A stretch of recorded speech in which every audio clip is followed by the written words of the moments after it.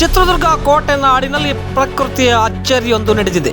ಪ್ರಿಯ ವೀಕ್ಷಕರೇ, ಹೌದು, ಚಿತ್ರದುರ್ಗ ತಾಲೂಕಿನ ಹಾಯ್ಕಲ್ಲು ಬಳಿಯ ಒಡೆಲ್ ನಗರ ಗ್ರಾಮ ಈಗ ರಾಜ್ಯದ ಗಮನ ಸೆಳೆಯುತ್ತಿದೆ. ಇಲ್ಲಿನ ಕುರಿಗಾಹಿ ಮಂಜುನಾಥ್ ಎಂಬುವರ ಮನೆಯಲ್ಲಿ ಮಹಾವಿಸ್ಮಯವೊಂದು ಸಂಭವಿಸಿದೆ. ಅವರು ಮನೆಯಲ್ಲಿನ ಕುರಿಯೊಂದು 5 ಕಾಲುಗಳಿರುವ ಅಪರೂಪದ ಮರಿಗೆ ಜನ್ಮ ನೀಡಿದೆ.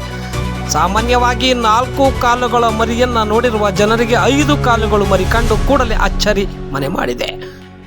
ವಿಷಯ ತಿಳಿಯುತ್ತಿದ್ದಂತೆ ಗ್ರಾಮದ ನಾನಾ ಭಾಗಗಳಿಂದ ಮತ್ತು ಸುತ್ತಮುತ್ತಲಿನ ಹಳ್ಳಿಗಳಿಂದ ಜನರು ತಂಡೋತಂಡವಾಗಿ ಮಂಜುನಾಥ್ ಅವರ ಮನೆಗೆ ದೌಡಾಯಿಸುತ್ತಿದ್ದಾರೆ.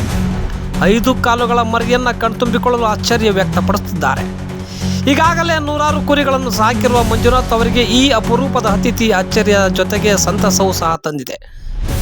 ಸದ್ಯಕ್ಕೆ ಕುರಿಮರಿ ಆರೋಗ್ಯವಾಗಿದ್ದು ಎಲ್ಲರ ಆಕರ್ಷಣೆಯ ಕೇಂದ್ರ ಬಿಂದುವಾಗಿದೆ. ಇನ್ನು ವಿಜ್ಞಾನದ ಪ್ರಕಾರ ಇಂತಹ ಘಟನೆಗಳು ಪೋಲಿಮಿಯಾ ಎಂದು ಕರೆಯಲಾಗುತ್ತದೆ.